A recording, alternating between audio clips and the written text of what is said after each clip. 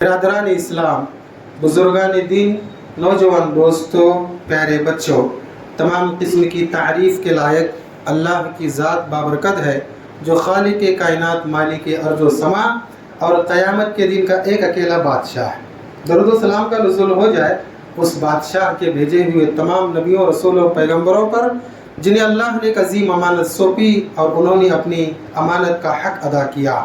بالخصوص درود و سلام کا نزول ہو جائے ہم اور آپ کے آخری نبی، آخری رسول، آخری پیغمبر پر جنہیں اللہ رب العالمین نے اس دار فانی میں ختم المرسلین اور رحمت للعالمین بنا کر مبعوث فرما، جن کے بعد نبیوں کا سلسلہ ختم، جن کی کتاب کے بعد کتابوں کا سلسلہ ختم، جن کی شریعت کے بعد شریعتوں کا سلسلہ ختم، جن کی امت کے بعد امتوں کا سلسلہ بھی ختم ہو جاتا ہے، جن کے نام کو سن کر ایک مرتبہ ان پر درود بھیجنے کا صلہ اللہ 10 رحمتوں کی شکل میں نازل فرماتا ہے۔ دعا اللہ سے کہ الہ العالمین ہمیں اپنی ساری زندگی عقید توحید کی درستگی کے ساتھ ساتھ اس عظیم پیغمبر کی اطاعت و فرمانبرداری کرنے کی توفیق عطا فرما۔ قدم قدم پر ان کی نافرمانی اور مخالفت کے تصور اور خیال سے بھی ہماری حفاظت فرما۔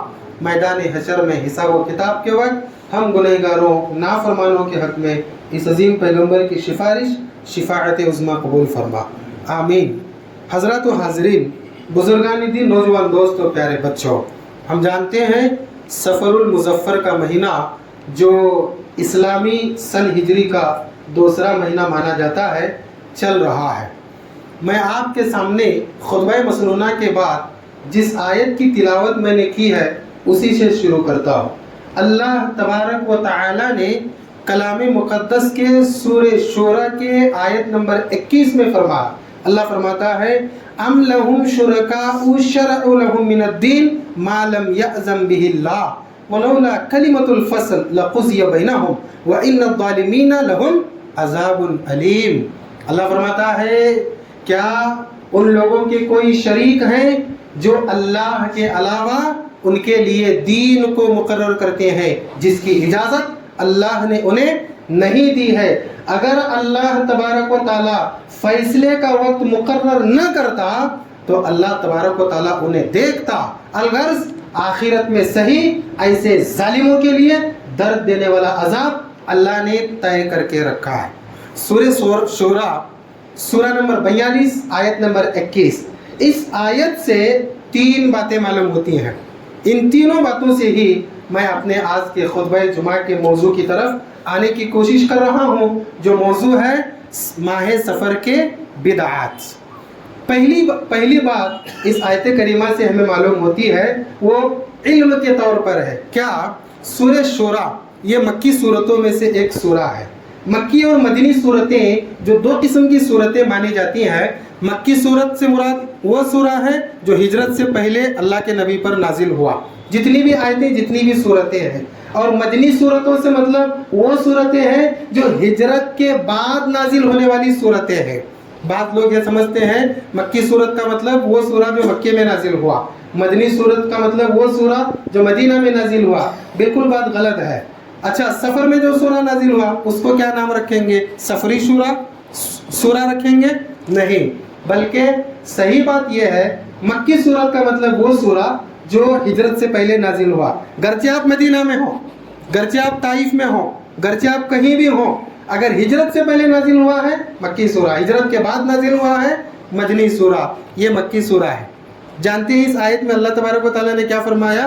کیا ان لوگوں کے ایسے شریک ہیں جن کی وہ پوجا کرتے ہیں، عبادت کرتے ہیں، جنہوں نے ان کے لیے دین کو مقرر کیا ہے جس کی اجازت اللہ نے انہیں ہرگز نہیں دی ہے؟ اگر اللہ فیصلے کا دن مقرر نہیں کرتا تو انہیں دیکھ لیتا، لیکن آخرت میں تو ان کے ایسے ظالموں کے لیے درد دینے والا عذاب نازل کیا جائے گا ان کے اوپر جو تیار کر کے رکھا گیا ہے۔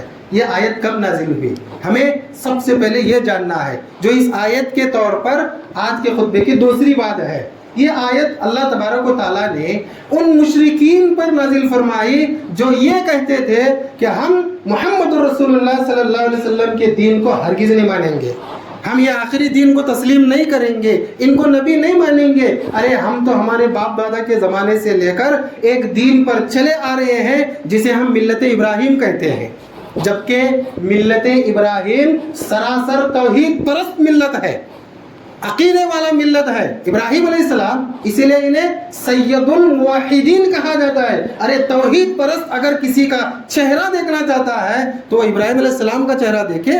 ملت ابراہیم، دین ابراہیم سراسر اسلام ہے، میں میرے الفاظ کے ساتھ آپ کو بتا رہا ہوں۔ لیکن یہ لوگ کیا کرتے تھے، ملت ابراہیم کا نام لے کر اتنے واہیات اعمال کرتے تھے، ان کے واہیات اعمال کی لسٹ ایک طرف، برہنہ خانہ کعبہ کا طواف کیا کرتے تھے، مرد اور عورت میں کوئی تمیز نہیں تھی، نظر و نیاز کرنا اور طرح طرح کے خرافات میں مبتلا ہونا، کیسے کیسے کام کرتے تھے جو شرکیات تک لے جاتے ہیں، کفریات تک لے جاتے ہیں، لیکن کہتے کیا تھے یہ کہ ملت ابراہیم پر ہم عمل کرتے ہیں۔ کیا یہ ملت ابراہیم ہے؟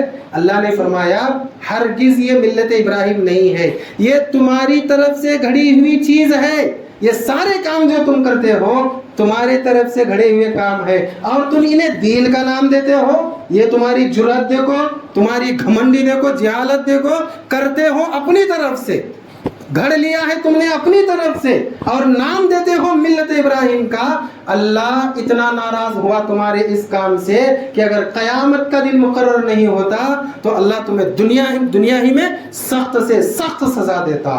اس وقت یہ آیت نازل ہوئی ہے، مکہ میں نازل ہوئی ہے۔ اس آیت سے تیسری نصیحت ہم کو کیا ملتی ہے؟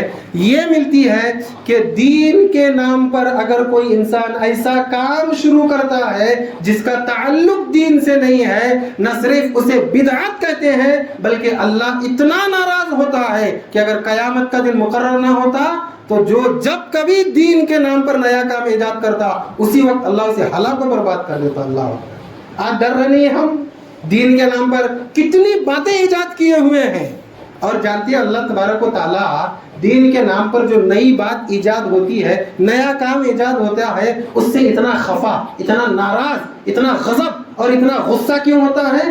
اس لیے ہوتا ہے کہ اللہ تبارک و تعالیٰ جسے ہم بے عیب مانتے ہیں، جو ہر عیب، ہر نقص، ہر کمی سے پاک ہے، اسی کے دین کو ہم عیب والا مانتے ہیں، اور یہ تسلیم کرتے ہیں کہ اللہ نے دین کو مکمل نہیں کیا ہے، ہماری ضرورت پڑی ہم اب اس میں نئے کام کو ایجاد کر کے دین کو مکمل کریں گے۔ اس عقیدے سے کیا ظاہر ہوتا ہے کہ اللہ نے دین کو مکمل نہیں کیا ہے۔ اللہ تبارک و تعالیٰ نے دین کے نام پر اس آخری امت کے لیے جتنی چیزوں کی ضرورت ہے اسے اللہ نے نازل نہیں کیا ہے۔ یہ سوچ اللہ کو ناراض کرتی ہے، یہ عقیدہ اللہ کو ناراض کرتا ہے۔ ارے یہ عقیدہ صرف اللہ کو نہیں ناراض کرتا ہے، ہم اور آپ جیسے ادنا سے انسان کو بھی ناراض کر دیتا ہے۔ آپ سوچئے ذرا، میں آپ کو کیا بتاؤں کہ ایک انسان، آپ میں سے کوئی یا میں ہی مثال لیجئے، میں ایک اچھے سے اچھا گھر بنانے کا پروگرام بناتا ہوں، پھر گھر بنا بھی لیتا ہوں، میں نے انجینئر کی مدد لی، میں نے بہت سے مشورے دینے والوں کی مدد لی، اور میں نے میری پسند کے طور پر ایک گھر میں نے بنا بھی لیا، مکمل ہو بھی گیا، میں نے جو چیز جہاں سیٹ کرنی تھی وہاں سیٹ میں نے کر لیا ہے، مجھے جو پسند تھا، جیسی چیز پسند تھی، جو برانڈ پسند تھا، جو مجھے خوبصورتی تزئین کاری کے لیے پسند تھی، میں نے وہ سب لے لیا اور ایک گھر تعمیر ہو گیا۔ میں نے ایک آدمی کو دعوت دے دی کہ بھائی آؤ میرے گھر میں تمہیں کھانے کی دعوت ہے، اور میرا گھر بھی دیکھو کتنا شاندار ہے، خوبصورت ہے، اللہ کی دی ہوئی نعمت ہے، میں استعمال کر رہا ہوں اور اللہ کے دوسرے بندوں کو بھی دکھا رہا ہوں، غلط نہیں ہے۔ اب وہ آدمی آ کر کہتا ہے کہ حضرت کیا شاندار تم نے گھر بنایا ہے، لیکن یہ جو صوفہ سیٹ تھا نا، کلر ایسا رہتا تو بہت اچھا تھا۔ کتنا غصہ آتا دل میں، اچھا لگتا ہے کہ برا لگتا ہے؟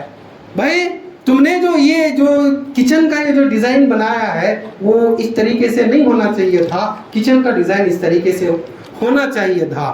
آدمی جو میزبان ہے، بلایا ہوا، دعوت دیا ہے، وہ دل ہی دل میں سوچتا ہے اب جلدی چلا جاتا یا میری طرف سے میں کچھ فیصلہ کر دوں۔ اتنا ناراض ہوتا ہے انسان کہ ایک ناکام سا گھر بنا کر کسی کی طرف سے اس کے اندر نقص سننے کو تیار نہیں ہے۔ اللہ نے جو دین مکمل کیا ہے، ہر چیز جو فطرت انسان چاہتی ہے اسے اللہ نے نازل کیا ہے، اور کوئی ایرا گہرا بات میں آ کر کہتا ہے کہ دین مکمل نہیں ہے، یہ مہینے میں یہ چیزیں کرنا چاہیے، یہ مہینے میں یہ چیزیں کرنا چاہیے، اس مہینے میں ان چیزوں سے بچنا چاہیے۔ یہ اللہ تبارک و تعالیٰ کو جو ہم بے عیب مانتے ہیں، عیب لگانا نہیں ہوا، اسی لیے اللہ ناراض ہوتا ہے، इसीलिए अल्लाह ने फरमाया वलौला कलिमतुल फस्ल, अगर फैसले का वक्त मुकर्रर नहीं होता लकुज़िय बैनहुम, मैं उनका दुनिया ही में फैसला कर देता। गुस्से में अल्लाह फरमाता है, लेकिन अल्लाह ने फरमाया व इन्नज़ ज़ालिमीन लहुम अज़ाबुल अलीम, तुम दुनिया में कर रहे हो, दुनिया में तो तुम्हारा फैसला नहीं हुआ तो नहीं हुआ, लेकिन तुम जालिम हो, तुमने जुल्म किया है मेरे दीन के साथ, मेरे तकमील दीन के साथ, इस्लाम के साथ। तुम जैसे जालिमों के लिए दर्द देने वाला अजाब मैंने तैयार करके रखा है। अब आइए इसी आयत की रोशनी में अब हम बिदअत की तरफ बढ़ते हैं। इस आयत से पता चला कि अल्लाह को दीन के नाम पर नया काम पसंद नहीं है, इसीलिए तो अल्लाह ने अपने पैगंबर मोहम्मद सल्लल्लाहु अलैहि वसल्लम को भेजा और उनके जरिए दीन को मुकम्मल कर दिया। अब जो दीन के नाम पर नया काम शुरू किया जाता है उसे बिदअत कहते हैं। और बिदअत के बारे में अल्लाह के रसूल सल्लल्लाहु अलैहि वसल्लम की अहादीस हम सुनते ही रहते हैं। एक हदीस में आपने फरमाया मन अहदसा फी अमरिना हाज़ा मा लैसा मिन्हु फहुव रद्द, जो दीन के नाम पर नया काम होता है अल्लाह उसे रद्द कर देता है। फिर अम्मा आयशा सिद्दीक़ा रज़ियल्लाहु ताला अन्हा की हदीस है मन अमिला अमलन लैसा अलैहि अमरुना फहुव रद्दुन, रद्द हो जाएगा वो, चाहे करने वाला कोई भी हो और काम कितना ही अच्छा समझा क्यों ना जाए। अल्लाह के रसूल सल्लल्लाहु अलैहि वसल्लम हर खुतबे में यही बात बोलते थे कि शर्रुल उमूरी मुहदसातुहा व कुल्लु मुहदसतिन बिदअ व कुल्लु बिदअतिन ज़लाला, दीन के नाम पर एक भी काम इजाद मत करो वरना ये बिदअत हो जाएगा, और ये बिदअत गुमराही का रास्ता है, और यह गुमराही का रास्ता हमें जहन्नम तक पहुंचा देता है। अल्लाह के नबी सल्लल्लाहु अलैहि वसल्लम ने फरमाया हर किस्म की बिदअत, हर किस्म की बिदअत इंसान को डायरेक्ट जहन्नम तक ले जाती है। क्यों ऐसा जहन्नम तक ले जाती है? कभी हमने सोचा है? और आपने ये भी सोचा होगा या सोच रहे होंगे कि सफर के उन्वान पर लेकिन बिदअत की बात हो रही है, सफर के महीने में मुकम्मल बिदअतें होती हैं, हम सफर के नाम पर बिदअतों की तालीम लेंगे ताकि सफर ही नहीं बल्कि हर किस्म की बिदअत हमारी जिंदगी से परे हो जाए। बिदअत की 3 किस्में होती हैं, आप जानते हैं। एक बिदअत है बिदअत एतिकादी, और दूसरी बिदअत है बिदअत कौली, और तीसरी बिदअत है बिदअत अमली, और अमली बिदअत में माली बिदअत भी आ जाती है।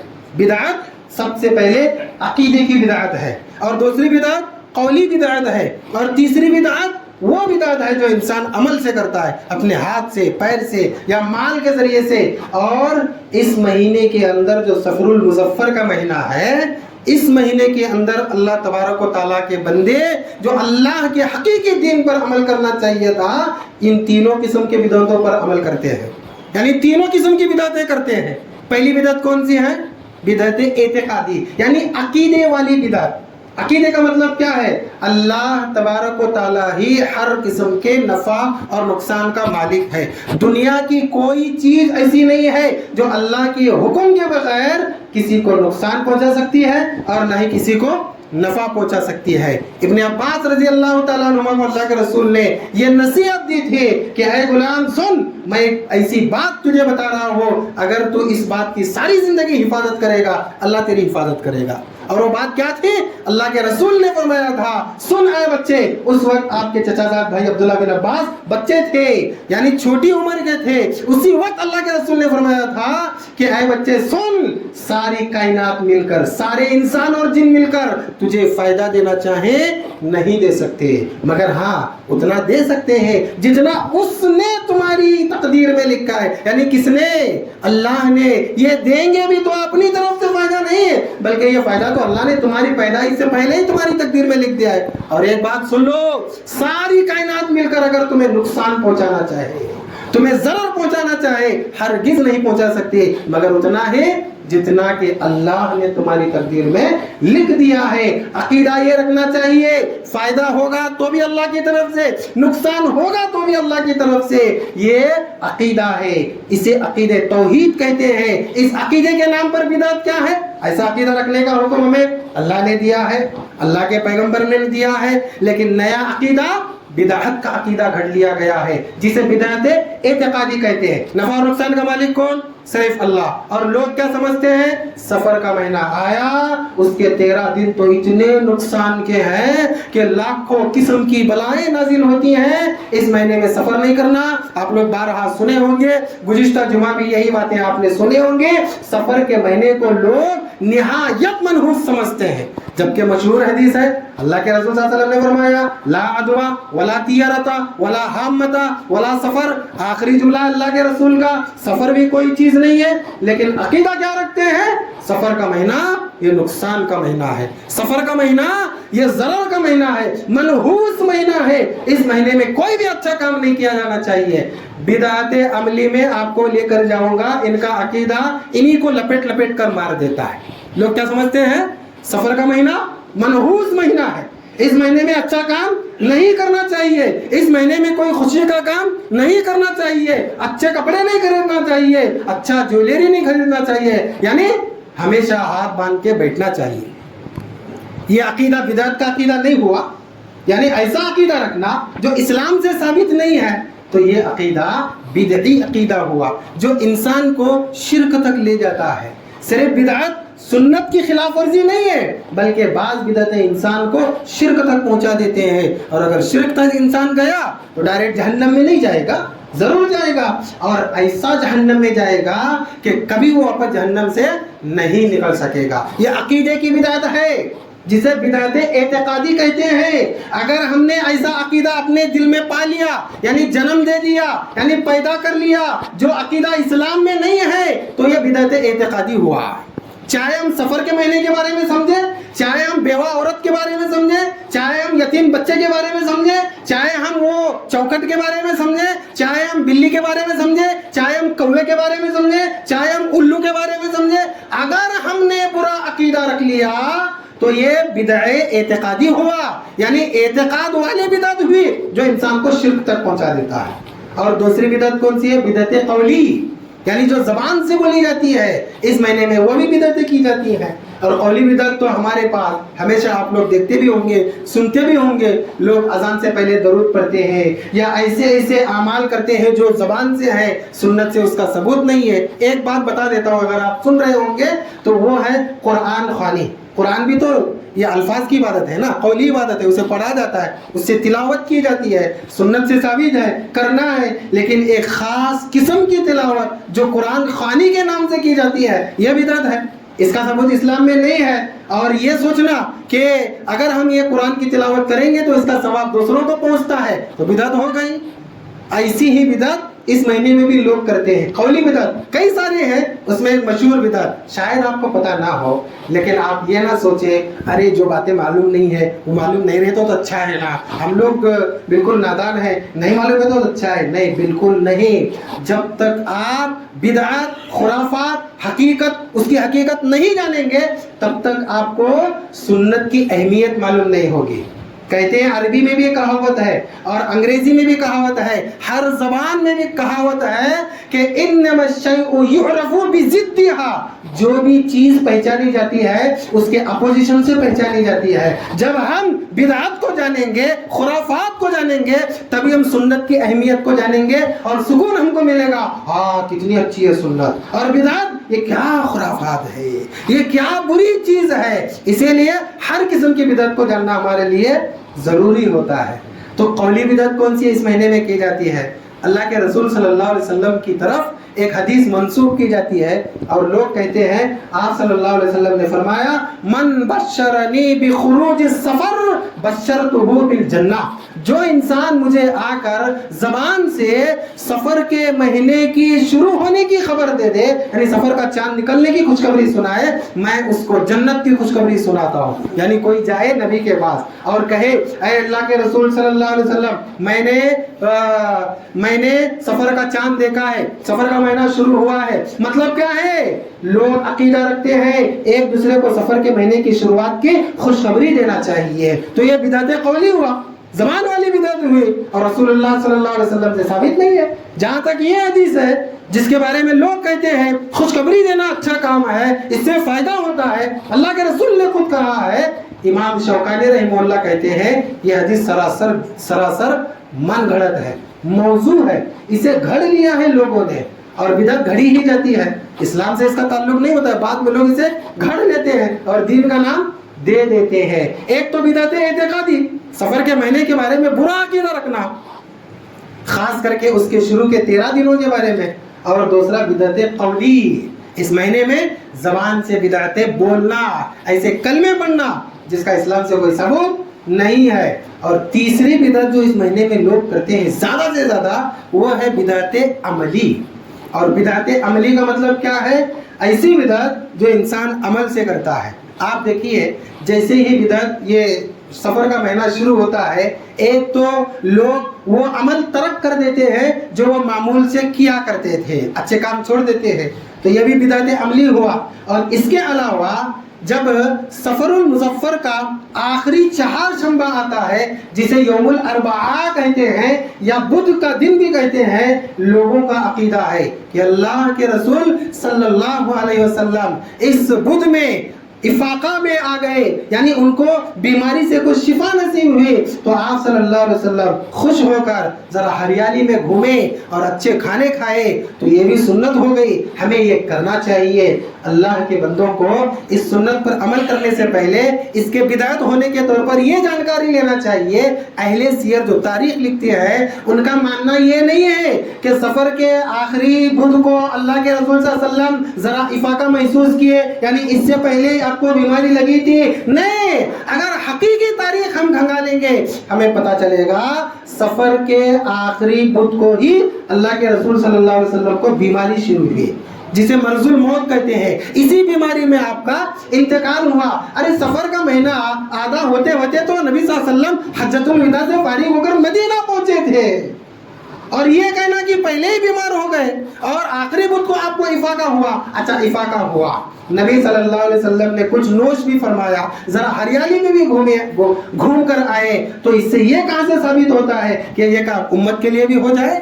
بھائی اس سے اتنا ضرور ثابت ہوتا ہے کہ انسان اگر افاقہ محسوس کرے تو جائے ذرا گھوم کے آئے، جب افاقہ محسوس کرے تب جا کے گھوم کے آئے۔ اور یہ فطرت تو ہم بھی جانتے ہیں، روز کرتے بھی ہیں، کر بھی رہے ہیں کہ بھائی بیماری سے شفا مل گئی تو ہم کیا کرتے ہیں، ذرا گھر میں دعوت کیجئے، کچھ اچھے اچھے کھانے پکائیے، چلو ذرا نانی کے گھر کو جا کے آئیں گے، ذرا ادھر ادھر گھوم کے پارک جا کے آئیں گے۔ کیوں؟ افاقہ ہوتا ہے تو انسان کا دل چاہتا ہے، لیکن اس کے لیے سفر کے آخری بدھ کو مقرر کرنا یہ کسی حدیث سے ثابت نہیں ہے، یہ بدعت عملی ہے۔ اور دیکھیے شروع میں کیا کہہ رہے تھے کہ یہ سفر کا مہینہ منحوس مہینہ ہے، اچھے کام نہیں کرنا ہے، اور آخری بدھ آتے آتے خود اپنے عقیدے کو بھول گئے اور اچھے کھانے پکانا شروع کر دیے، ہریالی میں گھومنا شروع کر دیے۔ ان کے سارے عقیدے انہی کو اپنے لپیٹے میں لیے ہوئے ہیں۔ ایک بدعت عملی اس مہینے میں اسی بدھ کو یعنی سفر المظفر کے آخری چہارشنبہ کو لوگ کرتے ہیں۔ ان کا عقیدہ ہے کہ آخری بدھ کے مغرب اور عشاء کے درمیان ایک اچھے رائٹر کو بلا کر اس سے کچھ کلمات لکھواتے ہیں، اور کلمات لکھوا کر اسے پانی میں ملا کر پانی میں پیتے ہیں۔ اور یہ کلمات کس چیز کے ہوتے ہیں؟ نبیوں پر صلاۃ و سلام کے کلمات لکھا کر اسے پیتے ہیں، اور یہ سمجھتے ہیں کہ اس سے بھی بہت بڑی خوشی ملتی ہے اور اس سے بہت بڑا فائدہ ہوتا ہے، جبکہ ہم خود جانتے ہیں کہ نبی صلی اللہ علیہ وسلم سے بہت کڑی اور اہم بات بول رہا ہوں، آپ لوگ بھی کرتے ہوں گے تو آپ اس سے بچنے کی کوشش کیجیے کہ یہ جو ڈال کر پانی میں پیا جاتا ہے، ڈال کر پینے کی بات دور کی ہے، یہ جو ہمارے معاشرے میں آج کل پانی پر دم کر کے پیا جاتا ہے یا اسے چھینٹے مارا جاتا ہے، اس کا بھی ثبوت نبی صلی اللہ علیہ وسلم سے ثابت نہیں ہے۔ آپ صلی اللہ علیہ وسلم نے ضرور جسم پر پھونک ماری ہے، جسم پر دم کیا ہے، لیکن پانی میں دم نہیں کیا ہے۔ جب یہ بدعت ہے تو یہ بھی بدعت ہو سکتی ہے، اس سے بھی ہمیں بچنا چاہیے۔ اور چہارشنبہ جو سفر المظفر کا آخری چہارشنبہ آتا ہے، اس میں کچھ لوگ نماز بھی پڑھتے ہیں، قل هو اللہ احد کی صورتیں پڑھتے ہیں، اور پتہ نہیں کوئی آیتیں کئی مرتبہ پڑھتے ہیں، اور یہ سمجھتے ہیں کہ یہ بھی سنت سے ثابت ہے۔ بڑے ائمہ محدثین نے کہا ہے سفر المظفر کے بارے میں اور رجب المرجب کے بارے میں لوگ جتنی بھی حدیثیں پیش کرتے ہیں، تمام کی تمام بدعتیں، تمام کی تمام احادیث من گھڑت ہیں، موضوع ہیں، لوگوں نے انہیں گھڑ لیا ہے اور دین کا نام دے کر لوگوں میں پھیلا دیا ہے۔ پتہ چلا نہ عقیدے کی بدعت اسلام میں جائز ہے، نہ زبان کی بدعت اسلام میں جائز ہے، نہ عمل کی بدعت اسلام میں جائز ہے۔ کیوں؟ اللہ اور اس کے رسول نے ہمارے لیے دین جو چھوڑا ہے اتنا مکمل ہے کہ آپ صلی اللہ علیہ وسلم نے اپنے زندگی کے آخری ایام میں یہ فرما دیا تھا کہ لوگوں سنو، جنت سے قریب کرنے والا جو بھی عمل اللہ نے میرے اوپر نازل کیا ہے وہ میں نے تم تک پہنچا دیا ہے۔ जहन्नम से दूर करने वाला जो भी अमल अल्लाह ने मेरे ऊपर नाजिल किया है वो मैंने तुम तक नाजिल कर दिया है। इतना ही नहीं, आप सल्लल्लाहु अलैहि वसल्लम ने फरमाया था तरक्तु फीकुम अमरैन लन तज़िल्लु मा तमस्सकतुम बिहिमा किताबुल्लाहि व सुन्नती, एक रिवायत में और सुन्नती रसूलिल्लाह है। आपने फरमाया मुकम्मल दीन अल्लाह की किताब और मेरी शरीयत में मौजूद है, तुम इन दोनों ही में अपने दीन को तलाश करो, आखिरत की तैयारी करो और इन्हीं दोनों को मजबूती से पकड़े रहो। इनमें से एक भी जब भी तुम छोड़ोगे गुमराह हो जाओगे। मतलब क्या है, किताबुल्लाह को छोड़ोगे शिर्क में गिरफ्तार हो जाओगे, सुन्नत रसूलुल्लाह को छोड़ोगे बिदअतों में गिरफ्तार हो जाओगे। यही बात तो अल्लाह ने अपने कलाम मुक़द्दस में फरमाया था, अल-यौमा अकमलतु लकुम दीनकुम व अतममतु अलैकुम निअमती व रज़ीतु लकुमुल इस्लाम दीना। अल्लाह ने फरमाया लोगों, आज मैंने तुम्हारे इस आखिरी नबी पर मेरे दीन को मुकम्मल कर दिया, इतना मुकम्मल कर दिया कि क़यामत की सुबह तक इसमें एक बाल बराबर भी ज्यादती की गुंजाइश मैंने नहीं छोड़ी है और ना ही इसमें कमी की गुंजाइश छोड़ी है। ये मैंने बतौर नेमत तुम पर नाजिल किया है, इसी को मजबूती से पकड़े रहो। और अल्लाह ने आगे दूसरे मकाम पर फरमाया वमन यब्तगी गैरल इस्लामी दीनन फलन युक़बल मिन्हु व हुवा फिल आखिरति मिनल खासिरीन। इस मुकम्मल दीन को छोड़कर अगर तुम दूसरे कामों को इस्लाम मानोगे, तुम खुश, तुम्हारा मुआशरा खुश, तुम्हारे लोग, तुम्हारे रिश्तेदार खुश होंगे, लेकिन मैं अल्लाह होकर बताता हूँ कि मैं इसे इस्लाम नहीं मानूंगा और तुम इस इस्लाम को लेकर आखिरत में आओगे तो तुम नुकसान उठाने वाले में हो जाओगे। ये सारी बातें हमें क्या बताती हैं? यही बताती हैं कि महीने की बिदअत हो, काम की बिदअत हो, कौली बिदअत हो, वक्त की बिदअत हो या बात की कोई भी बिदअत हो, इस्लाम में इसके लिए बिल्कुल जगह नहीं है। इस्लाम इतना मुकम्मल है, यूं समझिए कि पानी का गिलास इतना भरा हुआ है, एक कतरा भी डाल दिया जाए नीचे गिरेगा। सहाबा कहते थे अल्लाह के रसूल के बारे में, अल्लाह के रसूल सल्लल्लाहु अलैहि वसल्लम ने जो हमें दीन दिया है, जो रास्ता बताया है, इतना रोशन, इतना सफेद रास्ता है कि अगर इस रास्ते पर अंधेरा भी आ जाए वो भी सफेद हो जाए। अल्लाह अकबर, इतना वाज़े दीन अल्लाह के रसूल ने हमें दिया है, तो बिदअत की गुंजाइश कैसे क्या हो सकती है, शिर्क की गुंजाइश कैसे क्या हो सकती है, खुराफात की गुंजाइश कैसे क्या हो सकती है। मैं अल्लाह से दुआ करूँ अल्लाह कहने वाले को फिर उसके बाद तमाम सुनने वालों को सही दीन पर चलने की तौफीक अता फरमाए। अल्लाह तू हमेशा है, हमेशा रहेगा, तू ही नफा नुकसान का मालिक है। अल्लाह इस अकीदे को हमें कूट कूट कर हमारे सीनों में भर लेने की तौफीक अता फरमा। जब तक जिंदा रख, अकीदे की दुरुस्ती के साथ जिंदा रख, सुन्नत की पाबंदी करते हुए जिंदा रख। जब खात्मा कर अल्लाह इसी पर हमारा खात्मा फरमा और खात्मे को तेरा तौहीद का प्यारा कलमा ला इलाहा इल्लल्लाह हमारी ज़बान से जारी फरमा। आमीन व आखिरु दावाना अनिल हम्दुलिल्लाहि रब्बिल आलमीन।